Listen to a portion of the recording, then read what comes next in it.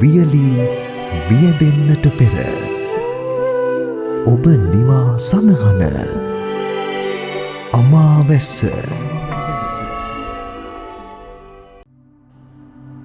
ගෞතම බුදුරදුන්ගේ සම්බුදු වදන් නිරන්තරයෙන් තම ජීවිතයට ගලපා ගනිමින් ධර්මය වෙනුවෙන් තම සුඛ විහරණයන් නිති කැප කරමින් අලෝභී නිර්මල ජීවිතය ප්‍රතිපදාව කරගත් ඇමරිකාවේ පදිංචි චින්තා ජයරත්න මහත්මියගේ උපන් දිනය වෙනුවෙන් ලෝවාසීන්ට දම්සුව පිණිස ලබා දෙන මේ උතුම් ධර්ම දානමය පින්කමෙන් හැම හිත් සුවපත් වේවා. චින්තා ජයරත්න මහත්මියට තව තවත් බුදු සසුන බබලවන්නට දිරිය බලය ශක්තිය ලැබේවා. මෙම උපන් දිනයත් දම්සුවයට තව තවත් දිරියක්ම වෙත්වා. මේ උතුම් මෙත් පැතුම කෝෂලා ලියනගේ කලන මිතුරියගෙන්.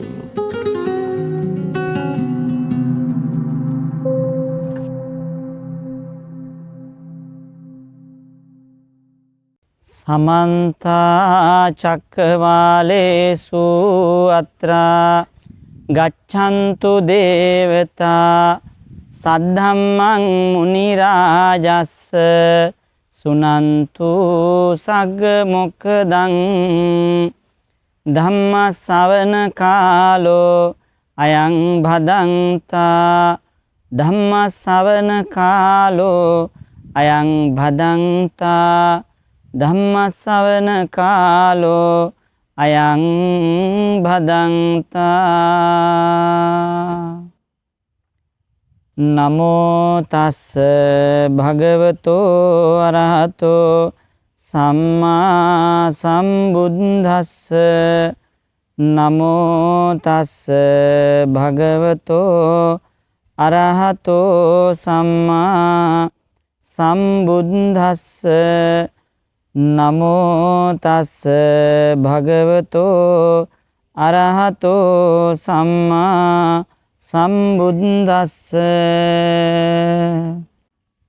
චතුන්නං භික්ඛවේ ධම්මානං අනනුබෝධා අප්පටිවේදා මමංච තුම්මා කංච දීගමද්ධානං සංසාරං සන්ධාවිතං සංසරිතං තේ. ඉපදිලා විදවලා මැරෙන, ආයෙත් ඉපදිලා එහෙත් ඒ විඳවීමටම කැමති, ඒ විඳවීම තුල සැනසීමක් ඇතැයි කියා රැවටුණු ගෙවුණු නුඹේ මගේ සාංසාරික කතාව විනිවිද දැක්ක නුඹේ මගේ ශාස්ත්‍රූන් වහන්සේ සම්මා සම්බුදු පියාණන් වහන්සේට අප හැම දෙනාගේම নমස්කාරය වේවා.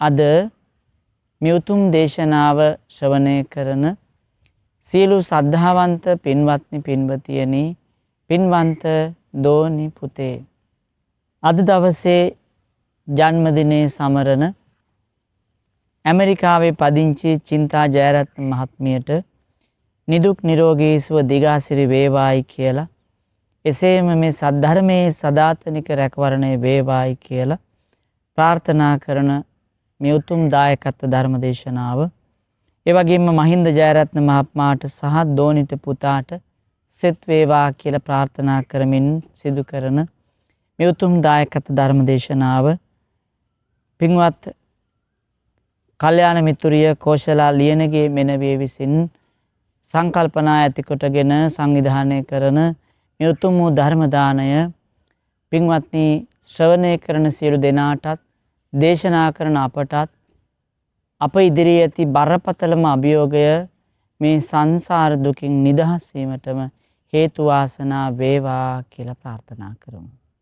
පින්වත්නි, ඔබේ උපන් දිනේට පිටිපස්සට ගණන් කරගෙන ගියොත් අදත් මේ ධර්ම දානයත් උපන් දිනයකුත් කේන්ද්‍ර කරගෙනනේ. ඔබ උපන් දිනයට පිටිපස්සට ගණන් කරගෙන ගියොත් ඒ දිනයට හරියටම මාස 9මාරකට කලින් මරණයක් තියෙන බව කවදාවත් දෙන්න තියනවද? ඒ විතරක් නෙමෙයි ඉස්සරහටත් ස්ථිරයි මලගමක් තියෙන බව දැනලා තියෙනවද? දෙපැත්තෙම මලගෙවල් දෙකක් තියෙද්දී මැද බාගෙට මැරෙන කතාවක් තියෙනවා. පින්වත්නි මේ කතාව කියන්නේ ඔබේ සතුට නැති කරන්න නෙමෙයි. ඇති නැද්ද මිහිරි මුසාබස් ඇහුවා. මිහිරි මුසාබස් කිය සංසාරෙම පින්වත්නි අපිව රැවට්ටුවා. විපල්ලාස සූත්‍රයේ කියනවා අනිත්‍ය වෙච්ච ලෝකේ නිට්ටයයි කියලා අපිට තියෙනවා අදහසක්. දිට්ඨි විපල්ලාසයක්. අපි එහෙම හිතනවා චිත්ත විපල්ලාසයක්. අපිට එහෙම දැනෙනවා සංඥා විපල්ලාසයක් තියෙනවා. දැන් බලන්න පින්වත්නි සදාතනික සැපක් ගැන කොච්චර අපි හොයනවද කියලා. මට හැමදාම සැපෙන් ඉන්න ඕන මිනිස්සු කියන්නේ. අපේ ආදරේ සදාතනිකයි කිය මිනිස්සු කියන්නේ. එතකොට පින්වත්නි අපි ස්ථීරසාර වූ සැපක් හොයන මනෝභාවයක ඉන්නවා. අපි විතරක් නෙමෙයි තිරිසංගත සත්වයොත් ප්‍රේතයොත් දෙවියොත් මේ සියලු සත්වයෝ පින්වත්නි ස්ථීරසාර සැපක් හොයනවා.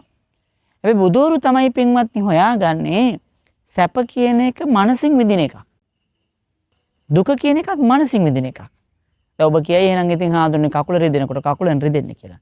නෑ පින්වත්නි කකුල රිදෙනකොට රිදෙන්නේ හිත. බලන්නකෝ. දැන් බුදුරජාණන් වහන්සේටත් ක්ලාන්තය දැනුණයි කියලා පරිනිබ්බාන සූත්‍රය කියන්නේ. ආනන්ද මට ක්ලාන්තයි පිපාසයි. හැබැයි පින්වත්නි ක්ලාන්තේ පිපාසය ඔබට මට කරන හානිය උන්වහන්සේට කළේ නෑ. උන්වහන්සේගේ විඥාණයට කෙලෙස් එකතු කරේ නෑ.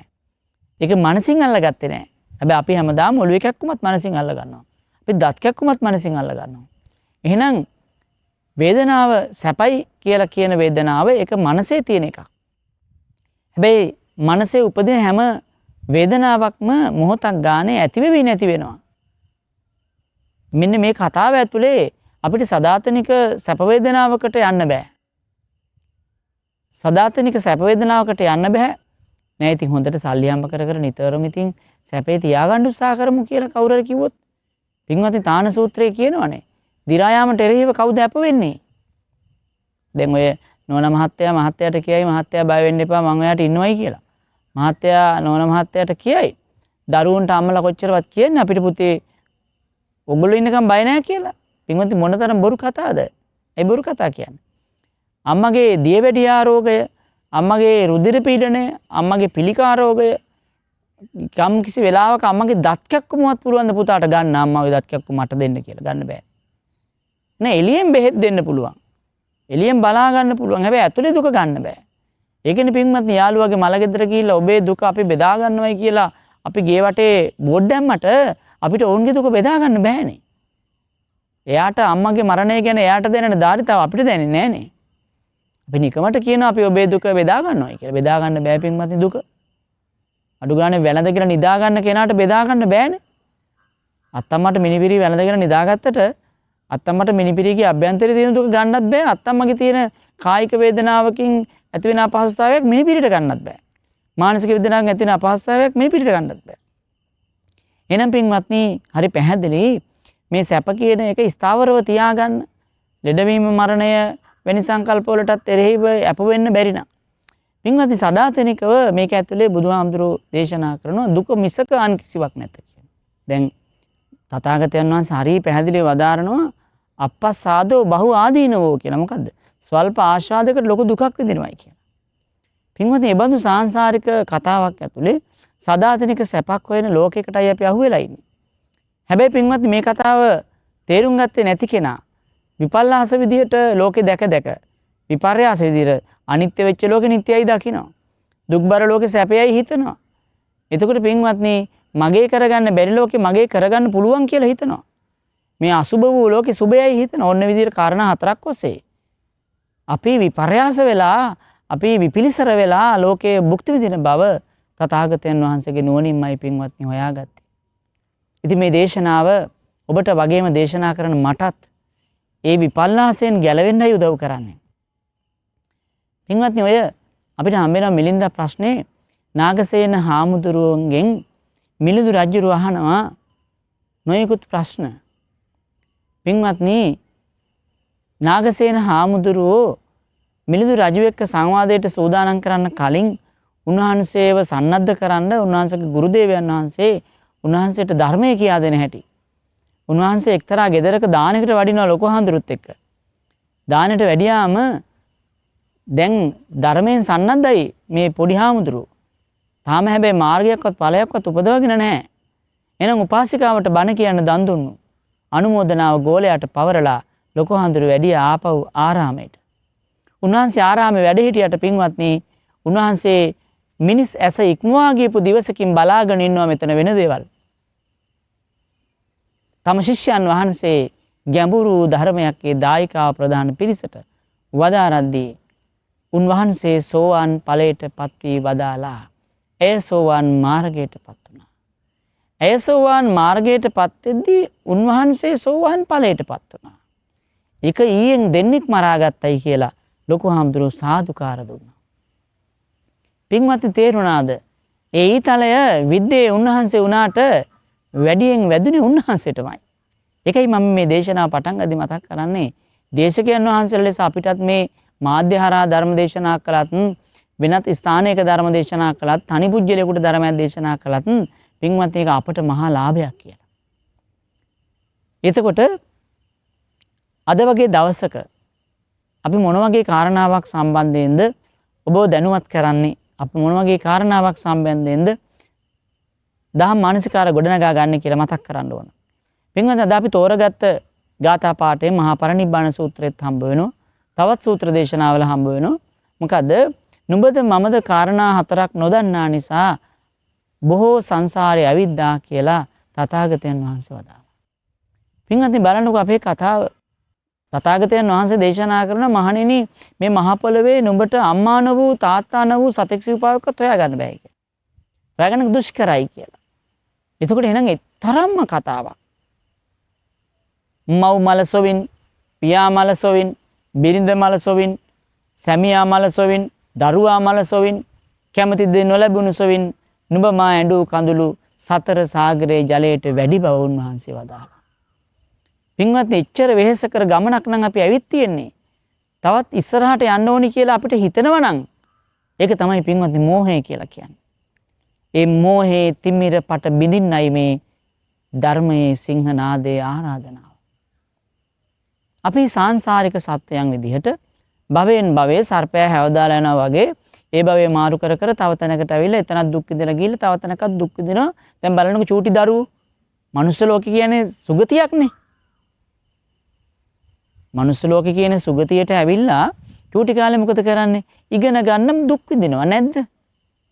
මුන්නතරම් ධනවත් පවුලක දරුවෙක් වුණත් ඉගෙන ගන්න දුක් විඳිනවා. මට මතකයි අපි පුංචි කාලේ අපේ අභ්‍යාස පොත්වල පිටකවර ලියන් හිටියා ඉගෙනීම කටුයිත්තක් එහි ඵලයේ මල්ලිත්තක් කියලා.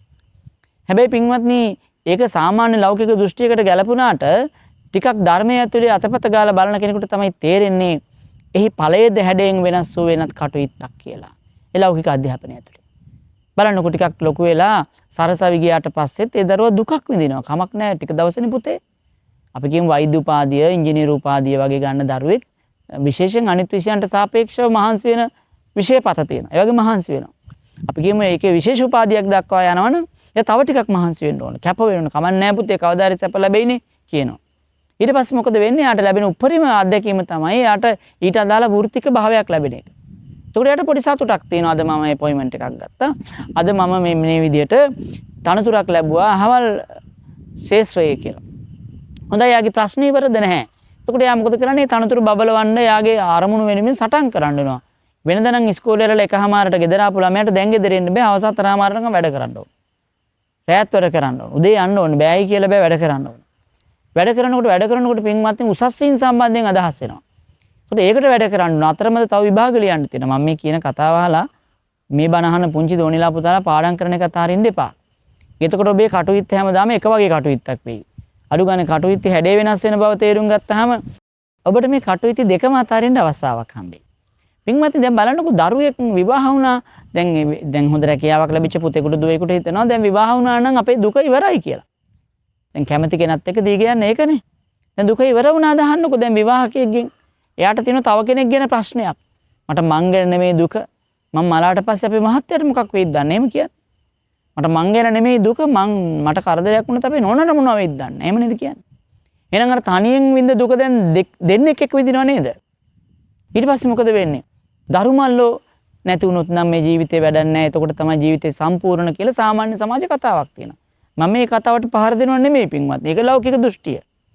මේ ධර්මය ඇතුලෙන් බැලුවාම මොකද්ද? දරුමල්ලෝ දෙන්නේ 3 දෙනෙක් හම්බුනාට පස්සේ දැන් කී දෙනෙක් ගැන වෙහෙසෙන්න තියෙනවද? දැන් ඔය ඇත්ත මොකද්ද කියන්නේ? දරුවෝ හින්දානේ අපේ හාඳුරනේ දුක් විඳින්නේ. ඔය වචනේ මගේ කන් වලට කොච්චරවත් ඇහෙනව පින්වත්. එහෙනම් එයා දුකක් විඳින්නේ. කවුරුවත් මං අහලා නැහැ කියනවා අපිට දරුවෝ නිසා සැපයි කියලා. එහෙම කියන්නේ නැහැ. නරක දරුවෝ හිටියාම දුකයි. ඇයි දුක? හිතුවක්කාරයි කියන දේ යන්නේ දුක් විඳින. හොඳ දරුවෝ හිටපුවාම සැපයිද? නෑ ඒ දුකයි. ඒ දුක මොකද්ද? අපේ ළමයා හරිම හොඳයි නරක වෙයිද දන්නේ නැහැ.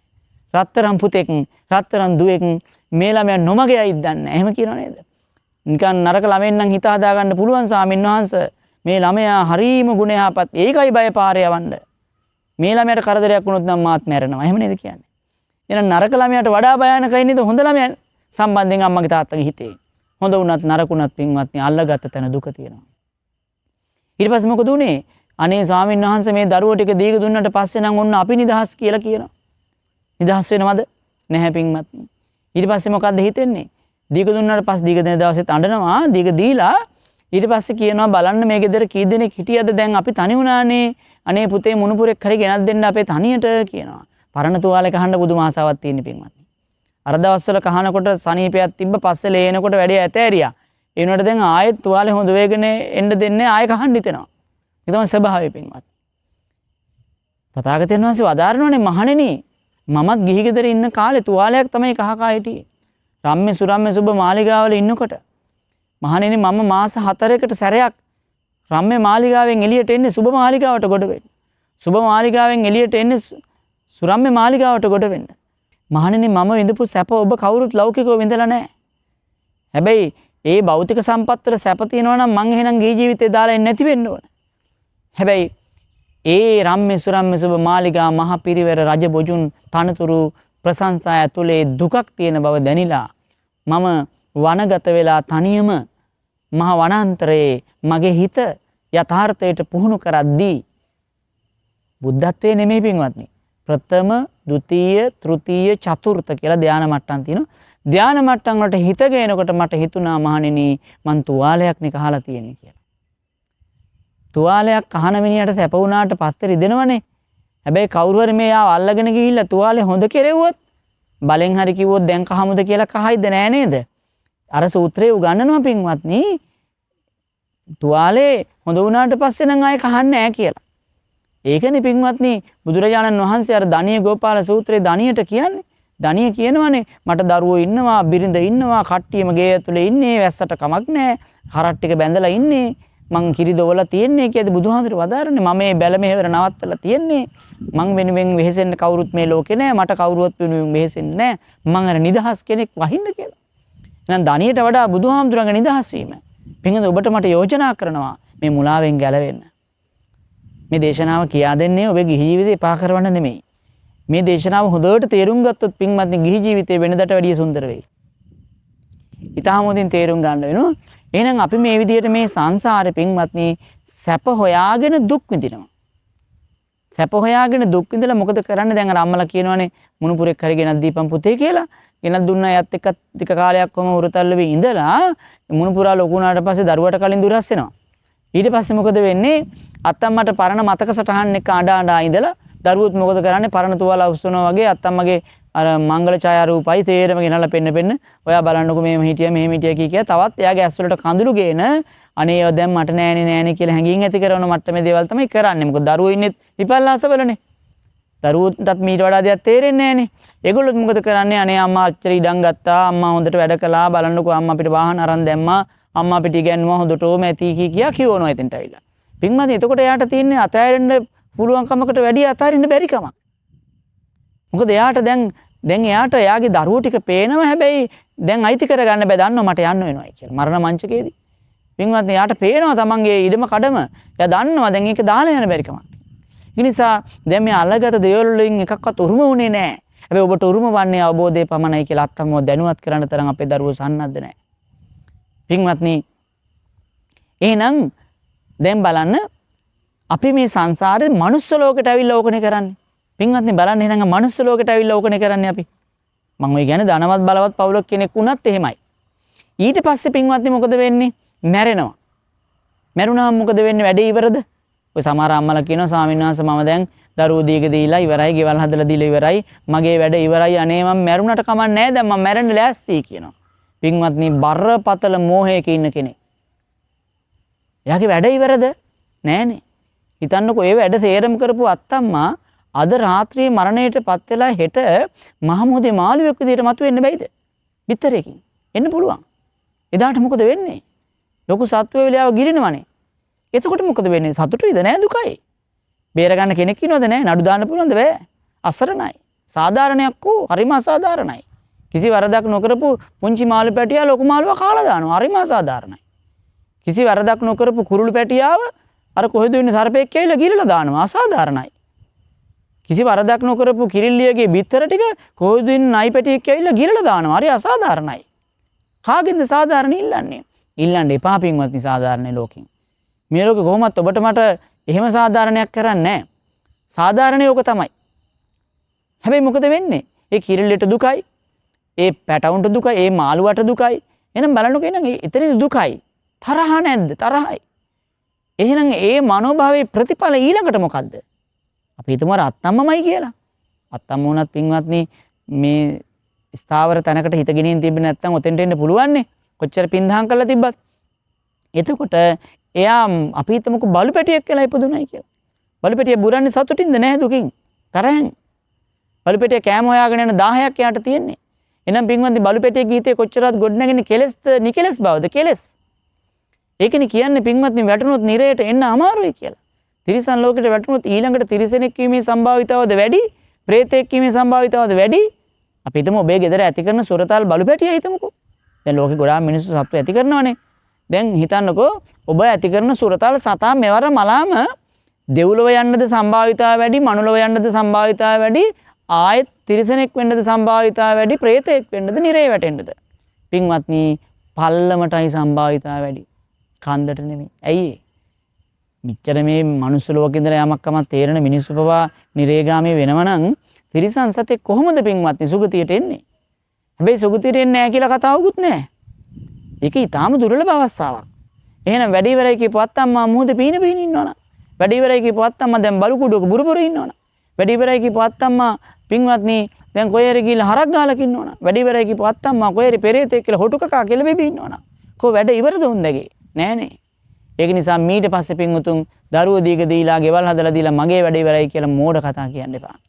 පින්වත්නි වැඩ ඉවර කරා නම් ඉවර කරේ කවුද? රහතන් වහන්සේලා විතරයි. යෝවද තම්පවරෝ මනුජේසු සක්්‍ය මුනි භගවා කතකිච්චෝ. තථාගතයන් වහන්සේ කතකිච්චයි වැඩ ඉවරයි. උන්වහන්සේට ආයේ වැඩ ඉතුරුන්නේ නැහැ. උන්වහන්සේට වැඩ ඉතුරුන්නේ නැහැ. රහතන් වහන්සේලාට වැඩ ඉතුරුන්නේ නැහැ. එහෙනම් පින්වත්නි අදත් මේ ඔබ මාව සන්නද්ධ කරන්නේ මේ දේශනාව. මේක මේ මගේ දේශනාවක් නෙමෙයිනේ තථාගත දේශනාවක්නේ. මේ දේශනාවෙන් අපිව සන්නද්ධ කරවන්නේ පින්වත්නි වැඩ ඉවර කරන්නයි. අද මම ඔබට විග්‍රහ කරන මේ දේශනාව පින්වත්නි අපි මේකට ගන්නවා මාතෘකාවක් පුරුෂ ප්‍රිය රූප කියලා සූත්‍රයකින් වැඩි උදව්වක්. පින්වත්නි දරුවනේ තථාගතයන් වහන්සේ කරන දේශනාවක් මේක. මහණෙනි එක්තරා ගඟක් ඉවුරක බුද්ධිමත් මිනිස්සෙක් කෑ ගසා කියනවා ගසාගෙන යන උන්ට. කවුද ගහගෙන යන්නේ? රත්තරන් රිදී ආදී වටිනා වස්තුවක් ගඟට වැටිලා ඒව හොයන්න හිතාගෙන ගඟට බහැපු කට්ටියක් ගහගෙන යනවා. ගඟේ රත්තරන් රිදී ආදී දේවල් හොයන මිනිස්සු ටිකක් ගහගෙන යනවා. ගහගෙන යද්දි ගම් ඉවුරේ ඉඳලා කෙනෙක් කියනවා යන්න එපා. ඕක ලේසි වුණාට ඕක භයානකයි. දිය සුලි තියෙනවා, දිය රැලි තියෙනවා, ගල් පරවල වදිනවා. ඕක පහසු වුණාට දුකයි. ඔහොම ගිහිල්ලා ඔය ගඟ වැටෙන්නේ බරපතල වූ අගාධයකටයි. වැටුනොත් ඒ අගාධයෙන් උඩ එන්න හරි අමාරුයි. කල්ප ගාණක් ඒ අගාධෙ ඉන්න වෙයි. ඒකින්ද ආදරේ නම් Tamanට උඩහට පීනන්න. හැබැයි උඩහට පීනන්න අමාරු වෙයි. උඩහට පීනන්න අමාරු වෙයි. ඒ වුණාට අතහරින්න එපා. අත් දෙකෙන් විතරක් නම් පීනන්න බෑ. කකුල් දෙකෙනුත් උත්සාහයක් ගන්න. මේ හතරෙන් උදව්වක් අරන් උඩහට පීනන්න. මොකද ඔබ පහලට ගියොත් අර වැටෙන පල්ලමේ දිය රකුසෝ, දිය සුලි ආදී කොටගත් නොයෙකුත් විපත්ති තියෙනවා. මිනී කන මාළුවෝ ඉන්නවා. ඒකින්ද උඩහට පීනන්න කියලා. එහෙම කියද්දි සමහර අය මේක තේරුම් අරගෙන ඇත්තටම උඩහට පීනනවා. තව පිරිසක් උඩහට පීනන්න කිසිම උනන්දුවක් නැහැ. ඒ අය කියනවා නෑ නේ ඒක ඉතින් නිදහසේ ගහගෙන යන එකනේ. ඒක බොහොම හොඳයිනේ කියලා ඒගොල්ලෝ ගහගෙන යනවා. මේ මොන මහන්සියක්ද උඩහට එන එක. තව පිරිසක් ටිකක් උත්සාහ කරලා ආයෙත් පෙරදිලා පල්ලෙහාට යනවා. බොහොම ටික දෙනෙක් පමණක් මහණෙනි උඩුගම්බලා පීනනවා. ඒ ටික දෙනා ගම් ඉවුරේදී සැනසෙනවා. පින්වත්නි දැන් අපි මේක ටිකක් තෝරමුද? ගඟ මොකද්ද? සංසාරය. එහෙනම් කවුද මේ ගඟේ ගහගෙන යන්නේ? ඔබයි මමයි ඇතුළුව සියලු දෙනා. පින්වත්නි මේ සංසාරේ කියන සැඩපහර. බුදුහාඳුර වදාරනවා මේ සැඩපහරකට අපි අහුවෙලා ඉන්නේ කියලා. පින්වත්නි ගහගෙන පල්ලමටනේ යන්නේ මේ. පල්ලෙහාට යන්නේ. මිනිස්සු නම් කියනවා ඉන්නකන් හොදට කණ්ඩ ලෝකේ තියෙන රසම කෑම කණ්ඩ ලෝකේ තියෙන ලස්සන මැදුන් ටික අඳින්න මට මැරෙන්න කලින් ලෝකේ තියෙන වටිනා වාහනේ පැදලා මැරෙනවා නම් හොදටම ඇති. ඔහොම මෝඩ කතා මිනිස්සු කොච්චර කියනවද පින්වත්. දැන් මේ කියන්නේ වාහන පදින්න එපා කියලා නෙමෙයි. පින්වත්නි ඔබට මේ ලෝකේ සුවපහසු යාන වාහන ලැබෙන්න පෙර සංසාරේ පිනක් විපාකයක් තිබුණොත් ඒක ලැබෙන එක නවත්තන්නත් බෑ. ඒක ලැබෙනවා. ඒකේ භුක්ති විඳිනවට බුදුදහම විරුද්ධත් නෑ. පින්වත්නි අද ස්වාමීන් වහන්සේලා කොච්චර ඉන්නවද පුදුම ලැබීමක් තියෙනවා. බුද්ධ කාලේ වැඩ හිටියනේ සීවලී මහරහතන් වහන්සේ වැනි මහා ලාභීන් අතර විශිෂ්ට ස්වාමීන් වහන්සේලා. තථාගතයන් වහන්සේගේ ලැබීම බලන්නකෝ අදත්. උන්වහන්සේගේ නම කිව්ව සෙනින් අදත් ලැබෙනවනේ. එහෙනම් පින්වත්නි ලැබීම කියන එක වෙනම එකක්. ඒක කර්ම විපාකයක්. නිසා ඒක භුක්ති විඳින එක නෙමෙයි අවුල. ඒක භුක්ති විඳීම අවබෝධයෙන් නොකළොත් වෙන අවුලක් හැදෙන එකයි. ලෝකේ තියෙන රසම කැම ටික කාලා මැරෙන්න ඕනි කිව්වට පින්වත්නි රසම කැම ටික කෑවයි කියලා අපිට කැමේ පාවෙන්නේ නැහැ. තවදුරටත් ඒ බඳු කැම කන්න උනන්දුවක් වැඩි වෙන එක විතරයි තියෙන්නේ. එහෙනම් පින්වත්නි ඒක ඇතුලේ අපි තෘප්තිමත් නැහැ. ඒක ඇතුලේ අපිට තියෙන අතෘප්තියක්මයි තවදුරටත් අපි මේ කැමට ඇබ්බැහිවීමක් තමයි වෙන්නේ. එහෙම නැත්තම් පින්වත්නි ඔක බුදුදහම උගන්වනවා තව විදිහකට මිරිඟුවක් මරිචික උපමාවක්. මිරිඟුවක් වගේ. පින්වත්නි මිරිඟුව කියන්නේ මොකද්ද? මුවන්ට දැනෙන සංඥාවක් නේ ඔක. මොකද්ද? එයාලට පේනවා මහා දුර පේනකොට අවුව වෙලාවට වතුර වැටෙනවා වගේ වැස්ස වගේ. ඒක නිසා වැස්ස සොයාගෙන උන් වෙහෙස කර ගමනක් ඉස්සරහට දුවනවා. බෑ උන්ට වැස්ස ලැබෙන්නේ යන්න වැස්ස තියෙන ඉස්සරහා උන් මැරි වැටෙනවා. පින්වත්නි ඔය කතාව බුදුහාමුදුර අපිට ආදේශ කරලා උගන්වනවා. සැප කියලා හිතාගෙන දුක් විඳිනවා වුණෝ ලෝකෝ අතිත්තෝ තණ්හා දාසෝ. හැමදාම ඌනතාවයක් තියෙනවා තණ්හාවට දාසකම් කරනවා කවදා පිරිලා නැහැ. කවදා පිරිලා නැහැ. හැමදාම ඌනතාවයක් තියෙනවා. එතකොට මෙන්න මේ බඳු මිරිඟුවකට අහුවෙලා ඉන්න මෝරංචුවක් වැනි ඔබ මා මේ සංසාරේ දවසින් දවස පින්වත්නි අර කැමති දේ පස්සේ ගිහිල්ලා තණ්හාවටයි ඇබ්බැහි වුනේ. තණ්හාව තුළ ඒ අපි කැමති දේවල් තුළ සැප ඇතයි කියා හිතන මෝහය මෝඩකමයි වර්ධනය වුනේ. ඒවා කැමති විදිහට පවත්වා ගන්න බැරි වෙනකොට පින්වත්නි ඒවා ඉස්සරහා ගැටීමයි තිබුණේ. ද්වේෂයටයි පුරුදු වුනේ. එහෙනම් තේරෙනවද මේ ගඟේ පල්ලමයි වැඩි කියලා. සංසාරයේ කියන මේ අනුසෝතගාමී වැඩපිළිවෙල ඇතුලේ පින්වත්නි ඔබ මා අනුසෝතගාමීව දැන් ආපු දුර මදි නැද්ද? එච්චර දුර ආවා.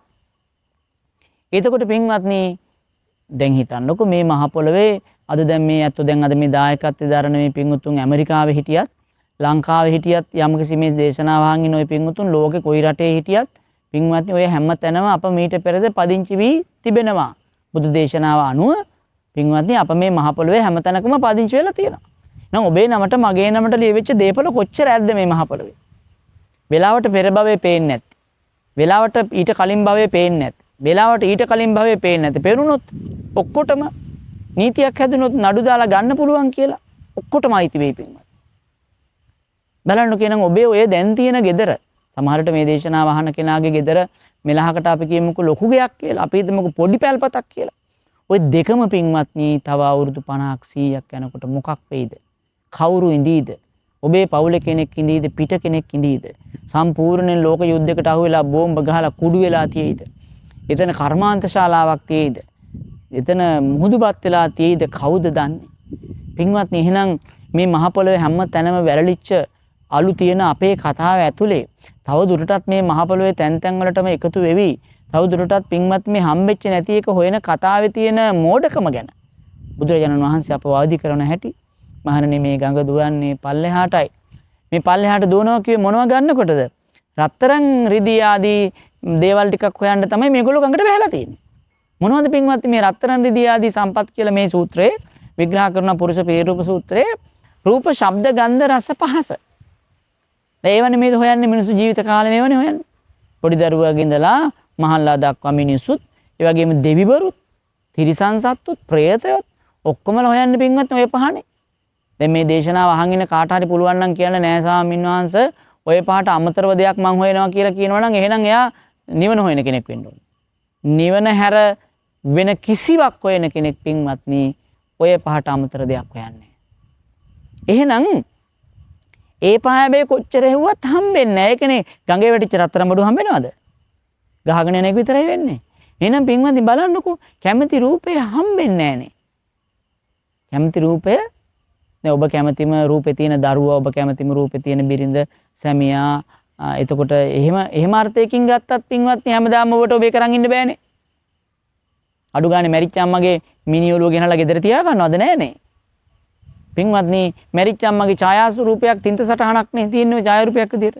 ඒක දැක්කම දුකක් නෙමෙයි උපදින්නේ. එදාට කියන ඔය අම්මගේ ෆොටෝ එක උනත් ඕක ගේ ඇතුළේදී මගේ හිත රිදෙනවා.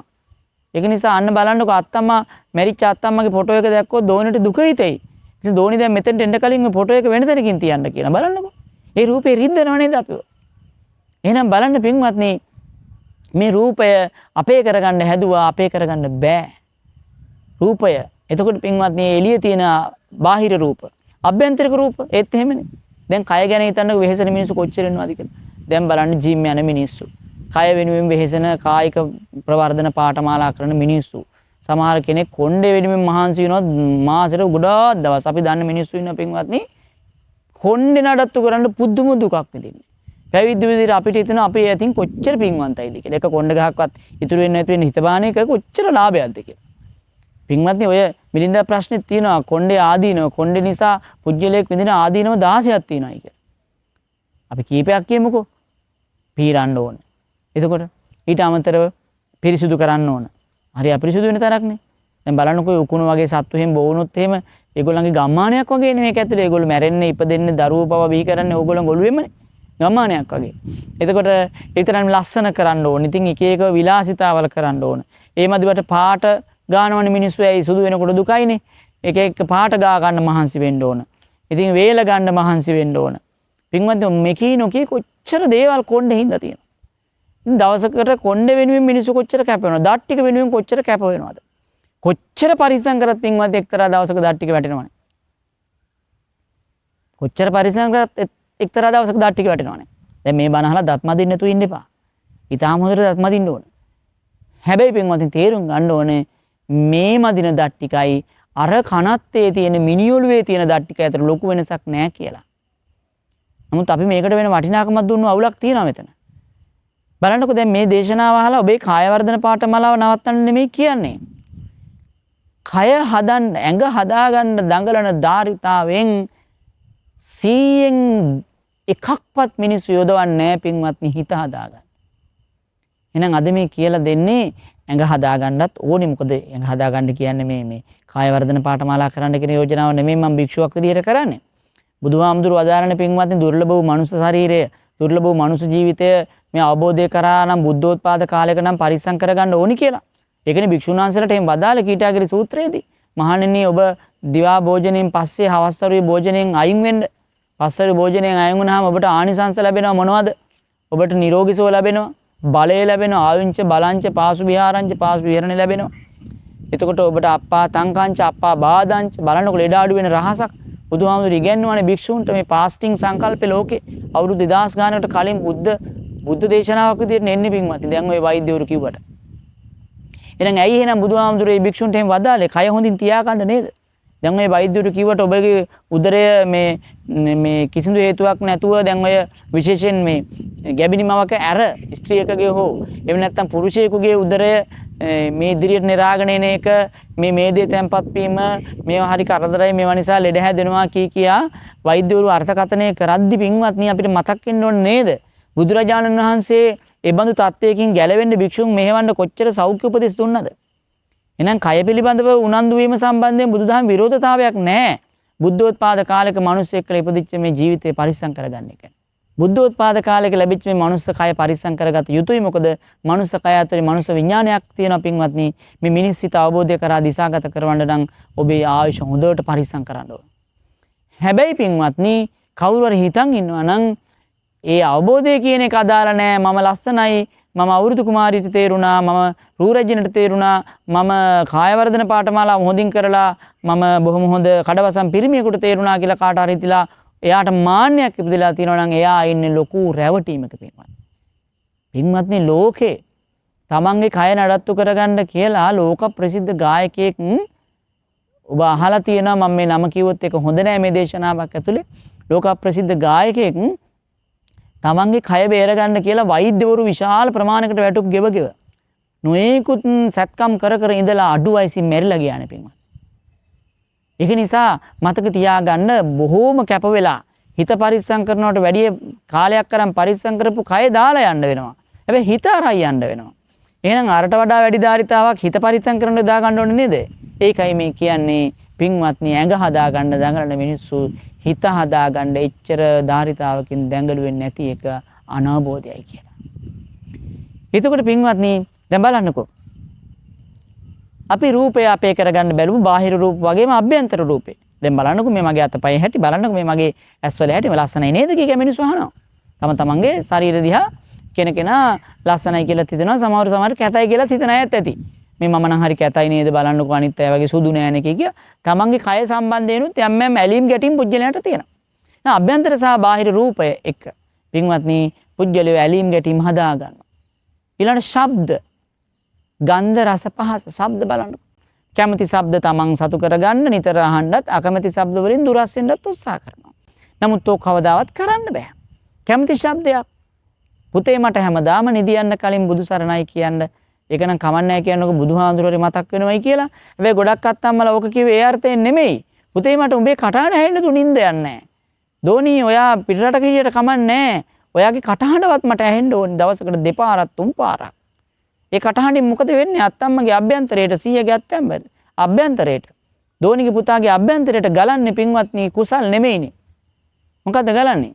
මගේ අත්තම්මා, මගේ දෝනි, මගේ කට්ටිය දාලා යන්න නම් එපා. අනේ ඔය හඬ ඇහෙන්න නැතුව තියෙන්න එපා. ආදරේ කියලා කියන්න. පුතා විභාගේ පාස් කියන්න. පුතා දිනුවා කියන්න. පෙරදුනා කියන්න එපා. අන්න බලන්නකෝ. කැමති ශබ්දයක් අහලා ඇතුළ අවශ්‍ය ගන්න තියෙන උනන්දුව. ඇතුලේ මොකක්ද ඇති කරන්නේ? කම්පනයක් නෙමෙයිද? සතුටක් නැති කරගන්න. සතුට පින්වත් මේක කෙලෙස් සහිතයිනේ. එතකොට ඒක තණ්හාවනේ. එතකොට මොකද්ද වෙන්නේ? ඇහෙන් රූප දැක යම්කිසි පුජ්‍යලයක සතුටු වන්නේද? යෝ රූපං අභිනන්දති සෝ දුක්ඛං අභිනන්දති. යෝ සද්දං අභිනන්දති යෝ දුක්ඛං අභිනන්දති. යමෙක් ශබ්දයෙන් සතුටු වේද ਉਹ සතුටු වන්නේ දුකෙනුයි. පුදුම කතාවක් ඒක කියලා කියයි. යමෙක් ශබ්දයෙන් සතුටු වන්නේද ਉਹ සතුටු වන්නේ දුකෙනුයි. පුදුම කතාවක් නේ ස්වාමීන් වහන්සේ බණට වදාරන්නේ. අනේ ස්වාමීන් වහන්සේ දැන් අද උදේත් අපේ පුතා කතා කරලා අත්තම්මේ කියලා කිව්වා. අම්මේ මම ඔයාලට හරි ආදරේ කියලා කිව්වා. ඉතින් ඒක මට සැපක් නේ ආඳුරුනේ. ඔබ වහන්සේ මොකද්ද ඒ බණට කියලා දෙන්නේ? ඒක දුක නෙමෙයිනේ කියලා කියාවි. ওই පින්වත්නි අවබෝධය හැටි තමයි. පින්වත්නි එක මිනිහෙක් බුදුහාමුදුරුවෝ හම්බෙන්න එනවා. ඇයිලා කියනවා ස්වාමීනි මගේ දරුවා මලා කියලා. ප්‍රේම දෝෂ කියන සූත්‍රයේ තියෙන. ස්වාමීනි මගේ දරුවා මලා. මට හිත හදා ගන්න බෑ. කැමති දේවල් ඉතින් දුකයි තමයි බුදුහාමුදුරුවෝ වදාර. කැමති දේවල් දුකයි තමයි. නැහැ කැමති දේ සැපයිනේ. එහෙනම් මොකද කැමති දේ පස්සේ උච්චර දුවන්නේ අපි? අකමැති දේනේ දුක. අනේ ඔබ වහන්සේ නම් වැරදි. මම නම් කැමති නෑ ඔය කතාවට කියලා. ඊටාම හිත සෞතු කරගෙන ඔහු ගියා යන්න. ඔහු ගිහිල්ලා සූදු පොලකට ගිහිල්ලා කියෙව්වා. අර බලන්නකො ශ්‍රමණ බවත් ගෞතමයන් කියන කතාව කැමති දේ දුකයිලුනේ. එහෙනම් ඇයි මේ උදේ ඉඳන් රැය වෙනකන් අපි කැමති දේ හොයන්නේ? නෑ නේද කැමති දේ සැපයි නේද කියලා අහනවා. එතකොට සූදු පොලේ ඉන්න මිනිස්සුන් වෙනුත් ඉතින් අහන්න දෙයක් නෑ. ඒගොල්ලෝ කිව්වා ඔය එක නම් ඇත්ත තමයි කැමති දේ සැපයිනේ. කැමති කෑම සැපයි, කැමති ශබ්ද සැපයි ඇත්තනේ. එහෙනම් උන්වහන්සේ වැරදි. කට කතා හැමතැනම රජුටත් ආරංචි වුණා. රජු බිසවටත් කිව්වා. මල්ලිකා දේවිය කෙනෙක් එව්වා අන්තිමට බුදුහාමුදුරු හම්බෙන්න. ඇවිල්ලා ඒ රාජපුරුෂය අහනවා ස්වාමීනි හැබැයිද මේ කැමති දේ දුකයි කියලා ඔබ වහන්සේ වදාරනවායි කියලා. ඔව් මං එහෙම වදාරනවා. ස්වාමීනි ඒක වෙන්නේ කොහොමද? කැමති දේ සැපයි නේද ස්වාමීනි. ඒකනේ අපි කැමති දේ හොයන්න මෙච්චර දුක් විඳින්නේ. එහෙනම් මට කියන්නකෝ දවසකට මේ සවැත් නුවර කී දෙනෙක් මැරෙනවද කියලා අම්මලා. ස්වාමීනි දවසකට අම්මලා මැරෙන ගණන් කරන්න බෑ ගොඩාක් මැරෙනවා. සවැත් නුවර කියන්නේ පින්වත්නි කෝටි ගණන් ජනගහනයක් හිටපු ප්‍රදේශයක් කියනවනේ මගපරලාභීන් විතරක් 7 කෝටියක් හිටියා නම් හිතන්නකෝ අනිත් මිනිස්සු කොච්චර ඉන්නේ නැද්ද කියලා. එහෙනම් කොච්චර මැරෙනවද? දැන් කෝටි 2යි ගාණක් ඉන්න ලංකාවේ සාමාන්‍යයෙන් දවසකට පින්වත්නි හවස් වෙනකොට හොයලා බලන්නකෝ සාමාන්‍යයෙන් මැරෙලා තියෙනවා 600 පැනලා. දැන් කෝටි 7ක් 8ක් ඉන්න ජනගහනයක් ඉන්න ලෝකේ දවසකට ලක්ෂ පැනලා මැරෙනවා. එතකොට පින්වත්නි හිතන්නකෝ සවැත් නුවර කොච්චර මැරෙන්නේ නැද්ද කියලා. එහෙනම් ස්වාමීනි මේ මරණ ගාන හිතා ගන්න බෑ අම්මලාගේ මරණ ගාන. ඉතින් ඔබට දුක හිතෙනවද කියලා ඇහුවා නෑ දුක හිතෙන්නේ. එහෙනම් ඔබට ඔබේ අම්මා මැරුණොත් අනේ ස්වාමීනි මතක් කරන්න එපා මගේ අම්මාගේ මරණ මම කොහොමද තරගන්නේ. හැබැයි අර මැරිලා තියෙන්නෙත් අම්මලා. ඒත් අම්මලා ඒත් මැරිලා. මේත් අම්මා කෙනෙක් ඒත් මැරිලා. අර අම්මලාගේ මරණ ඔයාට ගානක්වත් නෑ. මේ අම්මගේ මරණයට දුක හිතෙනවා. එහෙනම් මරණය නිසාද දුක හිතලා තියෙන්නේ නෑ. අම්මා නිසා දුක හිතලා තියෙන්නේ නෑ. මේ අම්මා මගේ අම්මා නිසායි දුක හිතලා තියෙන්නේ. එහෙනම් තේරෙනවද කැමති දේ තමයි දුක ගෙන්නන්නේ. ඔහු සතුටු නොව කැමති වුණා ඔහු වන්දනා කළා. පින්වත්නි එහෙනම් කැමති දේ පස්සේ යනවා කැමති ශබ්ද පස්සේ යනවා. හැබැයි කැමති ශබ්ද වලින් සතුට ලැබෙයි කියලා අත්තම හිතුවට අත්තමට දුකක් තමයි ඒකෙන් ලැබෙන්නේ කියලා අත්තම දන්නේ නැහැ. ඔව් ඉතින් ස්වාමීන් වහන්සේ කියන එක අපිට තේරෙනවා. ඔව් ඉතින් මගේ පුතා මට කතා කරලා ආදරේ අත්තම් මේ කිව්වට ඉතින් වැඩි දවසක් ඔක අහා ඉන්න බෑනේ. මට යන්න වෙනවනේ. එතකොට දැනෙන දුක වෙන්න ඇති ඔබ වහන්සේ ඔය කියලා දෙන්නේ. නෑ අත්තම් ඒ දුක නෙමෙයි මේ කියලා දෙන්නේ. ආන් ඒ වෙලාවේ පින්වත්නි මොකද්ද වෙන්නේ? සෝතේන සද්දං සුත්වා. කනෙන් ශබ්ද අහලා මොකද කරන්නේ? ඒ ශබ්ද සම්බන්ධයෙන් විතරක කරනවා. මේ මගේ පුතා, මේ අනුන්ගේ පුතා, මෙන්න එයා විභාගෙන් පාස්ලු, අන්න එයා මට ආදරෙයිලු විතරක කරනවා. පින්වත්නි යම් විතක්කේති තම් පපංචේති ප්‍රපංච බවට පත් වෙනවා. මේක තව ඔබට තේරෙන්නේ නැති වෙයි. මදුබින්දික සූත්‍රයේ කියන ප්‍රපංචයක් කියලා එකක්. ඒ කියන්නේ පින්වත්නි මේ සංසාර ජාලයක්. ඔබම සංසාර ජාලේ පැටලිච්ච අය. මකුලුවා දැල වියාගෙන යාම එකේ පැටලිලා ඉන්නවා. පින්වත්නි අපිත් එහෙමයි. මේ සංසාරේ පුරා ජාලයකට අහු වෙලා ඉන්නවා. මේ සසර පින්වත්නි මේ කෙලෙස් ජාලය.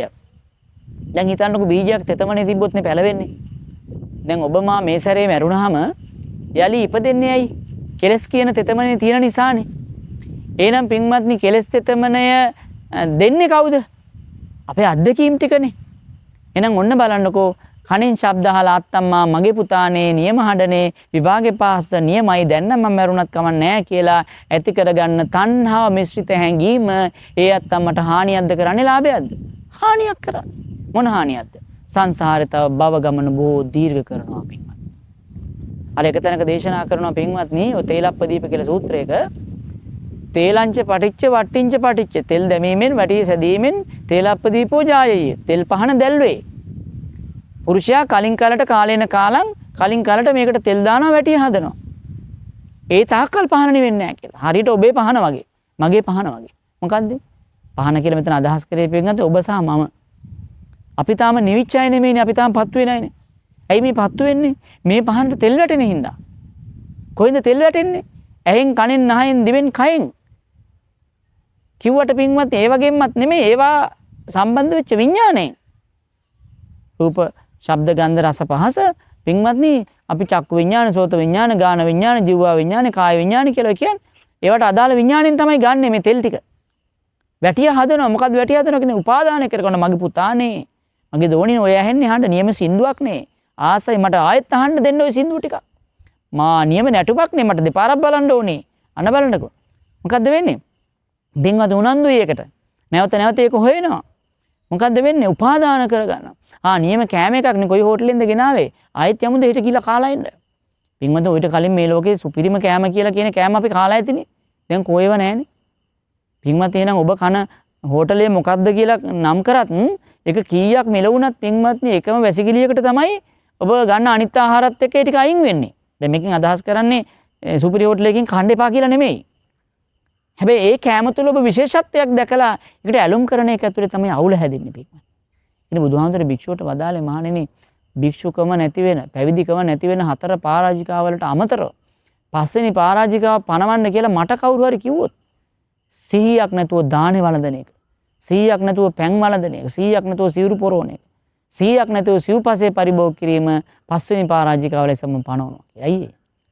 ඒකනේ බුදුහාමුදුරු භික්ෂුවට වදාළේ දානේ ලැබෙන්නේ කොහෙන්ද පාත්‍රේ තියෙන මස්ද මාළුද එළවලුද තොර ඉන්න එපා කියලා. ශරීරයේ නඩත්තුවට අහිත කරන ඕන දෙයක් භික්ෂුවකට ලැබුණොත් ඒක වළඳන්න කියලා මේක සතර මහා බුදු ධාතු කොටස් විදිහට සලකාගෙන කය පවත්ත ගන්න.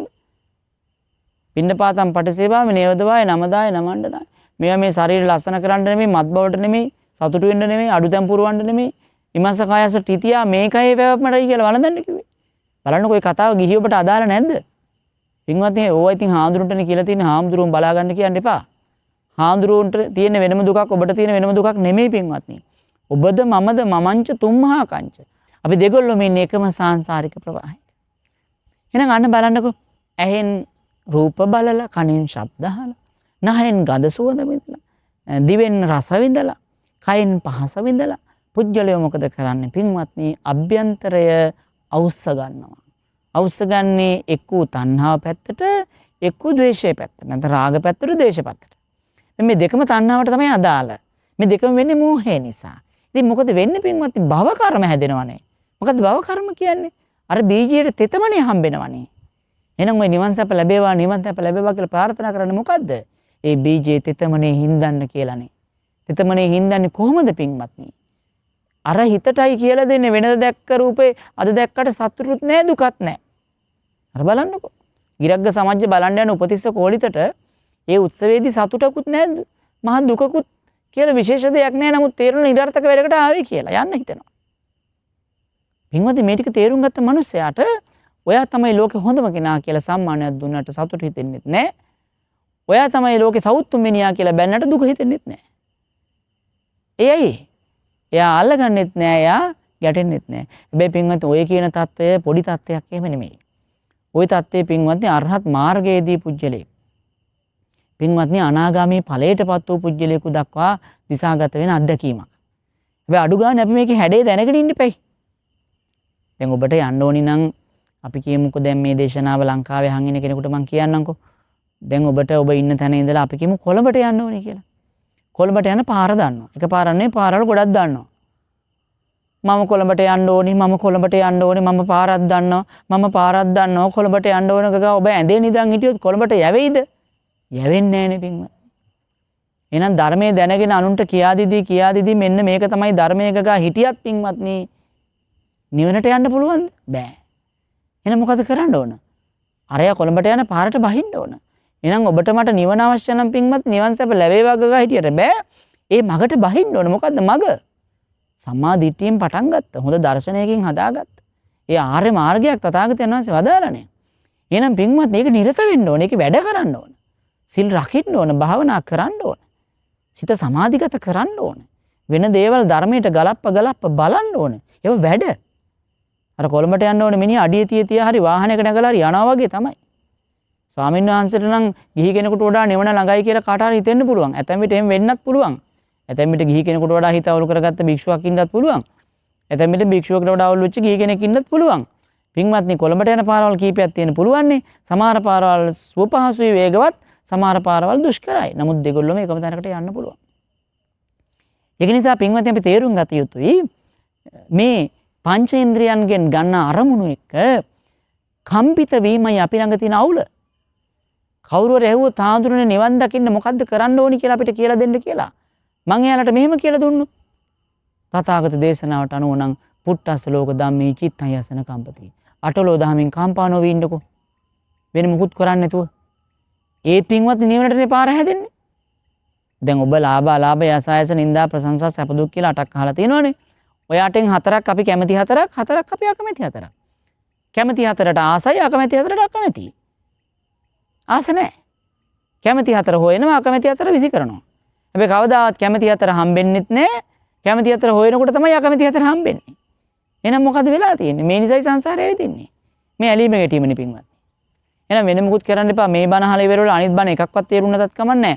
අටලෝ දහමින් කම්පානෝ වෙන්නේ කොහොමද කියලා හොයන්නකෝ. දන්නේම නැහැ පින්වත්නි. ඔබ මා නිවනටයි සේන්දුවන්නේ. එහෙනම් පින්වත්නි, ඒ බඳු අකම්පිත හිතක් සඳහා පුහුණුවක්, මූලික පුහුණුවක් වෙනසයි මේ දේශනා කියලා දෙන්නේ. ඔබට මතකද දැන් මොකද්ද? පුරුෂ පීරූප සූත්‍රයට අනුව සසර කියන ජලාශය තුල අපි අඛණ්ඩව ගලාගෙන යන්නේ මෙන්න මේ පංචකාම සම්පත් ගවේෂණය නිසාමයි. එහෙනම් පංචකාම සම්පත්හි ඇති අල්ප වූ ආස්වාදය සහ බොහෝ දුක තේරුම් ගත්තොත් පින්වත්නි, දුක ලොකුයි නම් අල්ප ආස්වාදෙත් එපා කියලා හිතෙන තැනට එනවා. එදාට රත්තරන් රිදී වෙන්නේ නැති වෙච්ච බඩු හොයන්න ගඟට බැස්ස මිනිස්සු ඒ වැඩේ අතහරිනවා පින්වත්නි. දැන් බලන්නකෝ, අල්ප ආස්වාදයයි ලොකු දුකයි. හැන්දෑවේ පොළු පාරවල් 100ක් විතර ගහනවා, පිහි පාරවල් 50ක් විතර අනිනවා. ඔයාගේ ඇඟ පුරාම මම හැම ගහනවා. හැබැයි ඒ ටික තේරම කරන්නේ ඔයාට මං ඊට කලින් රස කෑම එකක් දෙනවා. රටේ වටිනම හෝටලයකින් ගණන් කෑම එකක් දෙනවා. ඔයා මේ කෑම එක කන්න කැමති වුණොත් ඔයා අර ටිකටත් කැමති වෙන්න ඕනේ කිව්වොත් ඔබ කැමති වෙනවද පින්වත්නි කෑම එකට? නෑ නේද? මතක තියාගන්න, සංසාරෙත් එහෙමයි පින්වත්. ඔබ මේ කෑම එකට තමයි කැමති වෙලා තියෙන්නේ මේ මීටියට. මොන කෑම එකටද? මේ පංචකාම සම්පත් කියන කෑම එකට කැමති වෙලා ඉන්නවා. අර පොළු පාරවල්, ගුටි පාරවල්, හැම ගහන පාරවල් ටිකට තමයි මේ අහුවෙලා ඉන්නේ ඔය. ඒක නිසා පින්වත්නි, කොකටත් කෑම එකේ කතාව තේරුම් ගත්තොත් නරකද? බලන්න, මේ ගඟේ ගහගෙන යන්නේ නිසායි. ඉතින් මේ සාංශාරික ජලාශය හරි පහසුයි කිව්ව නේද? නොමිලේ ගහගෙන යනවනේ, වීර්ය ගන්න ඕනේ නෑනේ. පින්වත්නි, තණ්හාව උපදින්න වීර්ය ගන්න ඕනද? නෑ. තරහ ගන්න ඔබට කවුරුහරි පුරුදු කරාද? නෑ. කාට හරි පොඩි කාලේ කියලා දුන්නද පින්වත්නි ආදරය කරන්නේ මෙන්න මෙහෙමයි කියලා? නෑ කියලා දුන්නේ. මාළුවන්ට කවුරු හරි කියලා දුන්නද පින්වත්නි ඒගොල්ලන්ගේ මේ විරුද්ධ ලිංගිකයන්ට කැමති වෙන විදිය කියලා දුන්නේ නෑ. කැමති වෙලා තියෙනවා. කවුරු හරි මේ අපිට අකමැද්දයක් කරන්න ආපුවාම එයාට විරුද්ධ වෙන්න, ගුටි දෙන්න, බනින්න කියලා අපිට කවුරු හරි පුහුණු කරාද? පොඩි දරුවෝ පින්වත්නි එයාට අකමැති කෙනාට සැර දානවනේ. කොහෙන්ද මේ පුරුදු වෙලා තියෙන්නේ? සංසාරයෙන් පින්වත්නි පුරුදුනේ. මේක තමයි ස්වභාවය අපේ. මේක තමයි ස්වභාවය. එහෙනම් පින්වත්නි, සතා සිව්පා වගේ මිනිස්සුන්ගේ දෙවියන් ඉදලා මේ හැම කෙනාම පින්වත්නි කැමති දෙයට සහ අකමැති දෙයට තියෙන වටිනාකම් අඩු වැඩිකම් විදිහට දෙමින් සංසාරයයි හදාගන්නේ. හැබැයි ඒක ලේසි නේද? ඊර්ෂ්‍යා කරන එකද ලේසි, ඊර්ෂ්‍යා නොකරන එකද ලේසි කියලා අහන්නකෝ. ඊර්ෂ්‍යාව නිකන් එන්නේ. කාට හරි වාහනයක් ගන්න කියනකොට නිකන් වටින එකක් ඔබට වඩා නිකන් මොකද්ද වගේ. කාට හරි ඔබට වඩා ලොකු ගයක් හදන්න කියනකොට නිකන් මොකද්ද වගේ. ඊර්ෂ්‍යාව පුහුණු කරාද? නෑ. අම්මට නංගි වඩා ගන්න කියන්නේ අක්කට මොකද්ද වගේ. අම්මට මල්ලිගේ මුණින් වින්න කියන්නේ අයියට මොකද්ද වගේ. ඇයි ඒ? ඊර්ෂ්‍යාව සසරින් ගෙනාපු එකක්.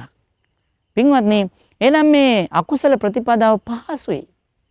ඒකට පුහුණුවක් ඕනේ නෑ. ඒක පුහුණු වෙලා කොහොමත් ඉන්නේ. එහෙනම් පින්වත්නි, මේ සංසාර ජලාශය ගහගෙන යන්න ලේසි. හැබැයි දුක වැඩි නම් උඩහට පීනන එක විතරයි වෙයි. උත්තරේ නම් පීනන්න වෙනවනේ. පීනන්න කිව්වේ කොහොමද? අත් දෙකෙනුයි කකුල් දෙකෙනුයි. ඒ මොකද්ද පින්වත්නි? චතුරංග සමන්නාගත වීරයෙන්. නූපන් කුසල් උපදවන්නකෝ. අද මේ බණාසෙත් ඒකනේ කරන්නේ. නොහිතපු විදියකට හිතන්න ජීවිතේ හිත පුරුදු කරනවානේ. උපන් කුසලයේ වැඩි දියුණු කරන්නකෝ. ওই දේශනාව මීට කලින් අහපු කෙනෙක්නේ මේ දෙවෙනි පාරත් අහන්නේ. අනේ ඕක මම ඊට කලිනුත් අහලා තියෙනවා ස්වාමීන් වහන්සේගේ ওই දේශනාව, බුද්ධ දේශනාවේ අහවල් තැන තියෙන්නේ හරිය අගෙයි. අනේ මගේ හිත ඒක පිළිගන්න ඕනි කියලා ඔය උපන් කුසලේනේ පින්වත්නි දියුණු කරන්නේ. නූපන් අකුසල් නූපදවන්නකෝ. ඒ කියන්නේ පින්වත්නි දැන් මොනවා කිව්වත් අපි සංසාරේ උරු කරපු සමහර තැන් නිසානේ මේ බණ ටික හරිය අදහන්නේ. මේ දේශනාවට ඔයතු දායකත්වය දක්වන්නේ. මම මේ බණ කියන්නේ. එහෙනම් අපි ආයේ පල්ලමට බහින්න ඕනේ නෑනේ. එතකොට පින්වත්නි උපන් අකුසල් දුරු කරන්නේ කොහොමද? පින්වත්නි දැන් මේ අපේ හිතවල මොනවා කිව්වත් ඉතින් මේ හාමුදුරු මොන කතා කිව්වත් බණ කියනකොට නම් හිතනවා එවනම් ඇත්ත තමයි කියලා. හැබැයි ගෙදර ගියාම ආයෙත් අපි හිටියා වගේමයි. පින්වත්නි අන්න එතෙන්ට තල්ලු වෙ යන මේ කතාව. මෙන්න මේකට එරෙහිව යමක් කරන්නකෝ. චතුරංග සමන්නාගත වීරියෙන් වැඩ කරන්නකෝ. පින්වත්නි එතකොට අත් දෙකනුයි කකුල් දෙකනුයි පීනුවා වෙනවා. එතකොට පින්වත්නි මෙයා සේන්දු වෙන්නේ කොහෙටද? ඉවුරට. මෙයා පල්ලෙහාට ගියොත් වැටෙන්නේ කොහෙටද? පල්ලමට. අගාධයට. මොකද අගාධේ? නරක, තිරිසන්, പ്രേත, අසුර. වැටුනොත් එන්න බෑ කිව්වා නේද? මම මේක මුල් අවස්ථාවේදී පැහැදිලි කළා පින්වත්නි. හතර අපායට වැටුනොත් ලේසි නෑ ආපහු සුගතිරෙන්නේ කියලා. එහෙනම් පින්වත්නි ඔබ මේ මනුස්ස ලෝකෙට මේ ගංගාවේ තාම ප්‍රපාතයට වැටලා ඉඳලා දැන් ආයෙත් උඩට ඇවිල්ලා ඉන්නේ. දැන් උඩට පීනන්න පුළුවන් වෙලාව. එහෙනම් පින්වත්නි දැන් ආයෙ ප්‍රපාතයට යන්න නම් කල්පනා කරන්න එපා. හැබැයි ප්‍රපාතයට යන්න කල්පනා කරන්න ඕනේ නැහැ. ඉතින් ප්‍රපාතයට තමයි යන්නේ. එහෙනම් මොකද කරන්න ඕනේ? උඩහට පීනන්න අවදි වෙන්න. අද මේ දේශනාව ඔබට මට ආරාධනා කරන අවදි වෙන්න. පින්වත්නි අවදි වෙලා කොහාටද සේන්දු වෙන්නේ? ගම් ඉවුරට. මොකද්ද මේ ගම් ඉවුර? පින්වත්නි රාගයේද ද්වේෂයේද මෝහයේ නැසු. නැත්තම් යලි පැල නොවන්නට බීජයේ තෙතමනේ මරා දෙමු බීජයක් බවට පත් වීම. තුන් ලෝකේ කොතනක හෝ එහෙම නැත්තම් බිත්තරේක හරි මව කුසක හරි කුණු ගොඩක හරි ඉබේ පහළවන තැනක හරි උපත නොලබා සිටින්නට ගත්ත තීන්දුවයි. ඒ ලාභයයි. පින්වත්නි ආන් ඒ බඳු ලාභයක් උදෙසා අපිට ආරාධනා කරන්න කවුද ගම් ඉවුරේ ඉඳලා? තථාගතයන් වහන්සේ. උන්වහන්සේ කලින් ගොඩ වුණානේ තනියම. ගොඩ වෙන විදිහ දැනගත්තානේ. උන්වහන්සේ තරම් අපිට අමාරු නෑ ගොඩ වෙන්න. අමාරු ටික උන්වහන්සේ කළා. මොකද උන්වහන්සේ අත්අද බැලින් කරානේ. නමුත් අපිට පින්වත්නි පාරක් තියෙනවා. පාර කියපු උත්තමයාගේ කතාව තාම ඇහෙනවා. ඇහෙද්දිත් පාර සමහරු දන්නවා දැනගෙන යන්නෙත් නැත්නම් ඒක මොන අවාසනාවක්ද. එහෙනම් මේ දේශනා පින්වත්නි සංසාර ජලාශයෙන් නදියෙන් ඈතර වීම පිණිස ඔබටත් මටත් ඒකාන්ත උපකාරයක් වේවා කියලා ප්‍රාර්ථනා කරමු. පින්වත්නි අද මේ ධර්ම දානේ ප්‍රධාන අරමුණක් වෙලා තියෙන මේ මාස 29 වන දිනට සිය ජන්මදිනය සමරන අද දින ජන්මදිනයේ සමරන ඇමරිකාවේ පදිංචි පින්වත් චින්තා ජයරත්න මහත්මියට නිදුක් බව ලැබේවා, නිරෝගී සුව ලැබේවා, දීර්ඝායුෂ ලැබේවා. මේ ලැබිච්ච දුර්ලභ මනුස්ස භවයේ ධර්මයේ තුල අවදි කරවන්නට අවශ්‍ය සියලු ශක්තිය ලැබේවා කියලා අප ඊ타ම හෘදයාංගමව ප්‍රාර්ථනා කරනවා. අදවන් දිනයක ඔබවන් පින්වන්ත දියණියක මෙලොවට බිහි කරන්නට අපරිමිත කැපකිරීම කළ ආදරණීය අම්මාට තාත්තාට මේ උතුම් පින් බෙලෙන් යහපතක් වේවා කියලා ප්‍රාර්ථනා කරනවා. එවන් වේගෙම ඔබේ ජීවිත කතාවට සහාය වූ සියලු දෙනාට විශේෂයෙන් මේ පවුලේ අයට, ඒ වගේම මහින්ද ජයරත්න ආදරණීය ස්වාමි පුරුෂයාණන්ට, ඒ වගේම පින් ඇති දියණියට, පුතණුවන්ට ආශිර්වාද වේවා. ඒ ඇතන්ගේ ජීවිත ආලෝකමත් වේවා. තථාගත ධර්මයේ තුල සදාතනික රැකවරණය පිණිස කායික මානසික සැනසෙල්ල උදා වේවා කියලා ප්‍රාර්ථනා කරනවා. ඒ වගේම අද මේ සඳහා අවශ්‍ය සම්බන්ධීකරණය සංකල්පනා දායකත්වයේ ලබා දෙමින් කටයුතු කරන කල්යාණ මිතුරිය පින්වත් කෝසල අලියනගේ මෙනවිය අද මේ තමන්ගේ යාළුවාට උපන් දිනයට දෙන්න පුළුවන් ලෝක තියෙන වටිනම තෑග්ගයි දෙන්නේ පින්වත්. ඒ වටිනම ත්‍යාගය ලබා දීම සඳහා ඊටාම අවබෝධයක් ඇතිව කටයුතු කරන කෝසල මෙනවියට අපි ආශිර්වාද කරනවා. තුනුරුවන්ගේ ආශිර්වාද වේවා, දෙවියන්ගේ පිහිට ආරක්ෂා වේවා. කලන මිතුදම ඔබද මවද ඊතර කරાવી සංසාර ජලාශයෙන්, සංසාර සැඩපහරින්. ඒක නිසා අත්වැල් බැඳගෙන සංසාර සැඩපහරින් ඊතර වන්නට ඔබට මේ උතුම් කුසල් උපකාර වේවා.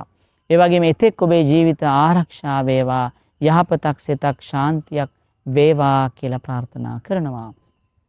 ඒ වගේම අද මේ දේශනාව ලොව පුරා සිට ශ්‍රවණය කරපු සියලු සත්පුරුෂ සාධුන්ට පින් සිද්ධ වේවා. හැම දිනාටමත් පින්වත්නි මේ උතුම් දේශනාව දෙලව යහපතම ගෙනේවා. පින්වත්නි ලොව අන් යහපතක් නැත අවබෝධයේ හැර ඒ යහපත පිණිසම අපට මේ උතුම් ධර්ම දානානිසංස ඒකාන්ත ශක්තියක්, පාරමිතාවක්, අනුබලයක් වේවා කියලා ප්‍රාර්ථනා කරමු. හැම දිනාටම තෙරුවන් සරණයි. ආකාසට්ඨා ච බුම්මට්ඨා දේවා නාග මහිද්దికා පුඤ්ඤන්තං අනුමෝදිත්වා චිරං රක්ඛන්තු ලෝක සාසනං. ආකාසට්ඨා ච බුම්මට්ඨා දේවා නාග මහිද්దికා පුඤ්ඤන්තං අනුමෝදිත්වා චිරං රක්ඛන්තු දේශනං. ආකාසට්ඨා ච බුම්මට්ඨා දේවා නාග මහිද්దికා පුඤ්ඤන්තං අනුමෝදිත්වා චිරං රක්ඛන්තු මං පරං. වියලී බියදෙන්නට පෙර ඔබ නිවා සනහන අමාවැස්ස